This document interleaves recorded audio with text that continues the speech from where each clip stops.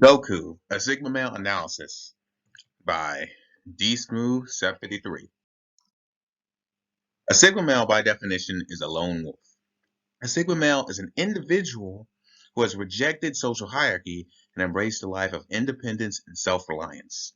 Sigma males are all about self-sufficiency and doing things their own way, regardless of what society thinks.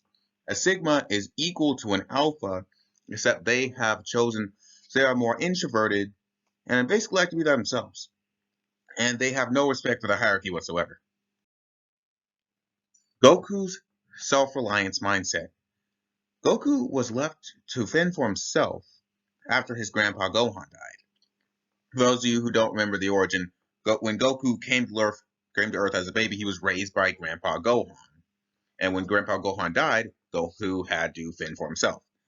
Goku learned the concept of self-reliance, self-importance, self-esteem, self-management, self-motivated, and self-everything. A fun fact, Goku throughout the original series and even in Dragon Ball Z was mostly a self-taught fighter. He just had a lot of tips and pointers from a lot of masters. Goku's desire for self-improvement. This is a common thing with Sigma males, is that when a Sigma male notices a problem with themselves, they will try to fix that problem immediately. This is because Goku's mind is fixated on himself. Goku is a self-sufficient being. He must be at maximum potential in order to operate. So when Goku notices a flaw, he must fix that flaw. Goku wants to fight. In order to fight, you must be strong. Goku cannot accept the fact that he's weak, therefore he must train to get stronger. Goku likes to be alone. Goku spends most of his time training alone and is willing to sacrifice time with his family in order to do so. If you remember in the original Dragon Ball series, when Goku was a teenager, he went off to train for himself for about, I think, 4 years. And in the Buu Saga, after dying itself, he refused to be brought back, and he wanted to train for himself. And after defeating Frieza, he again refused to come back and trained by himself. Goku is a self-sufficient. He does not require social interaction. That stems back to when he was a child. He had to fend for himself. That's how Goku's brain functions. Goku is minimalistic and does not seek approval. Despite having all the power in the world, he's satisfied with just being a farmer. Goku, despite all his power, is just a farmer. Goku is very minimalistic. For Goku, and for a lot of Sigmas, Sigmas will often choose skill set over career path. This is because in a Sigma's mind, it doesn't matter what you're doing as long as you have the ability to do something else. Having the ability to do all this stuff is more important than whatever career path you choose. And Goku as a Sigma is no different from that. Also, Goku avoids positions of authority. Goku just rejects the hierarchy. In fact, in the Tournament of Power, he put Gohan in charge because Goku didn't want to do it himself. Goku could have made an excellent leader, I believe, but he chose not to. Goku is minimalistic and does not seek approval. Part 2. Goku never actively seeks attention for any of his accomplishments. He just stumbles into situations where all eyes are on him. And these situations are outside of Goku's control. This is a common thing with Sigmas. Sigma males do not seek approval through their actions. They just stumble across situations where all eyes are on them. In the fight with Majin Buu, with Fat Buu, Babidi was broadcasting the whole thing to the whole world in their minds. That's outside of Goku's control. Goku did not plan for that to happen. That just happened. In the fight with Cell, Cell had the whole thing televised in front of the whole planet. Again, that's not Goku's fault. Goku did not plan for this to happen. This just happened. And in the fight with Jiren, again, everybody stops fighting to watch them fight. That's not outside of Goku's control. It's not people always complain in a series that, oh, Goku, he just wants the spotlight. Goku does not seek spotlight. The spotlight comes to him. That's not his fault these things happen. Goku is minimalistic and does not seek approval. Part 3. Goku never responds to insults. That's a Sigma trait. Now, an alpha will respond to insults because he needs to keep his place in the top on the top of the hierarchy. Goku often does not respond. Goku is insulted all throughout the series. He often just doesn't respond. He just ignores it and keeps going. Goku has no care for his reputation. He just keeps doing his thing no matter what anyone says. Goku thinks outside of the box and is logical. Goku often displays non-conventional thinking and thinks of things nobody else would think of. Goku is also known for coming up with complex battle strategies on the spot. In the original series, Goku had that famous scissor, paper, shoot style, which he used against Jackie Chun and Yamcha and many others. In the fight with Hit, Goku was able to adapt to Hit's time skip ability. Now, he did know about it coming in, which gave him an advantage, but still, Goku was able to adapt on the spot. And me, me, right there, I'm covering this up. In the original manga, he broke one of the manga panels. Now, they can't animate that, so they cut that out of the anime. It's possible to animate that. Goku thinks outside of the box part 2. Haven't you ever noticed that even in a blind rage, Goku maintains logical thinking? When When Goku first turned Super Saiyan and Krillin died right in front of him, despite all that rage and anger, he was still able to tell Gohan to pick up Piccolo and leave. Because he knows that as long as Piccolo is alive, they can still use Dragon Balls. And there's plenty of other situations like that no matter what. Goku never loses control of his emotions. Goku always has complete mastery of his emotions, even in Super Saiyan, even when he first turned Super Saiyan.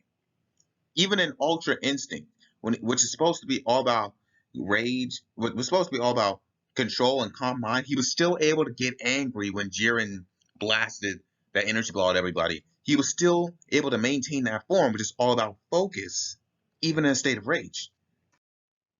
Goku does not respect hierarchies and treats everyone the same. When Goku met Bulma, his reaction was just mild curiosity. He was on guard because he didn't know what Bulma was. But his reaction was just mild curiosity. It's the same reaction he had to meeting the Omni King. Goku treats everyone and everything the exact same. Okay? Goku treats everyone the same regardless of their social status or authority. All throughout the series, Vegeta's talking about how he's the Prince of Saiyan. Goku doesn't care. Goku has never cared about Vegeta's Prince title. This is why he often argues with King Kai. This is why he often argues with Beerus. Goku, in fact, it's common for Sigmas to have a problem with authority since they don't care about the hierarchy. They want to sit outside the hierarchy. Goku has an ambiguous morality. Goku constantly does morally questionable things that are in some ways justifiable. Despite how heartless a decision may be, the choice always has some logical reasoning. It's heartless, but it makes sense. Remember back when Goku made Gohan fight Cell, the obvious reasoning was because Gohan was the only one who could beat Cell. Either you beat Cell or everyone dies. When Go when Goku started the Tournament of Power, his reason was that uh, Zeno is going to kill us all anyway. We might as well have a fighting stance. That's easily justifiable. Goku did the logical thing. I believe Goku was in the right by starting the Tournament of Power. That was a logical thing to do. And when Goku spared Vegeta's life in the Saiyan Saga, think about it. The only person that Vegeta killed was Nappa, who was another bad guy. Vegeta didn't kill anyone else. Even during their fight, he didn't go for any kill blows. Vegeta fights dirty, but he didn't try to actively kill Goku, except for when he tried to blow up the planet, and that was out of blind rage. Vegeta wasn't even thinking; he was just a blind rage. And when Goku left to train with Oob, the whole point of the Buu Saga was Goku trying to find a successor. Gohan and Goten both failed. Goku needs to find someone else to take his place and protect the Earth. His family has also proven that they can survive just fine without him. This makes sense. This is a logical thing to do. As heartless as it seems, it does make sense. In fact, personally, I think it was the wrong decision. I think there's tons and tons of ways you could have gotten around that, but he still chose to do it. It makes some sense. Goku has ambiguous morality too. When Kid Buu was going to blow up the Earth, Goku decided to save Dende and Mr. Satan. The obvious explanation is that Dende can make more Dragon Balls. As far as Goku knew, the Namekian Dragon Balls can only bring back one person at a time. We found out later that they fixed that problem, but as far as Goku knew, that they can only bring out one person at a time. So, and I'm going to get back to that later. So, saving Dende was a logical decision. So, and even if all else fails, they could still use the Batara fusion. Now, Vegeta destroyed the other fusion a second time later on, but at the time, that was still a possibility. when when Super Saiyan Goku was fighting Frieza on planet Namek, Goku refused to be wished away by the dragon because he wanted to beat Frieza. Now, you could say this is selfish, but what everybody keeps forgetting about is that Frieza can survive in space. If Goku was wished away, then Frieza would survive. Frieza can survive the planet exploding. We see that later on. Frieza would have perfectly survived and went on continuing to terrorize the universe. Goku had to kill Frieza then and there. This was the only chance, the only opportunity to kill Frieza. And, and another example of Goku being selfish is when Goku was fighting Piccolo at the tournament. Goku was obsessed with winning the tournament. What a lot of people don't realize is that the tournament was a major part of Piccolo Jr.'s plan. Piccolo couldn't just show up and kill everybody anytime he wanted. He needed to win that tournament. That's a major part of Piccolo's plan. So Goku had to kill Piccolo right then, right there. And when it comes to Kid Buu, when he killed Kid Buu, he wished that he would come back as a different person. That famous pose. This is because Goku knows that Kid Buu isn't a bad person. He's just a mindless creature, acting on instinct. Conclusion: Goku displays all the traits of a sigmamale. He's a loner. He's self-sufficient. He thinks outside the box. He's logical no matter what the situation. He has an ambiguous morality. He does not respect social hierarchy at all. The real problem with Goku lacks the articulate ability to explain himself and his actions. And I think this is why the character of Goku gets a lot of hate, because a lot of people don't understand his actions. Goku, when you stop and think about all the things he does, it's very logical. He just doesn't explain himself. And I think that this is one of the major problems with Goku, is that he doesn't explain himself. And I think this is because he just doesn't have the intellectual ability to do so.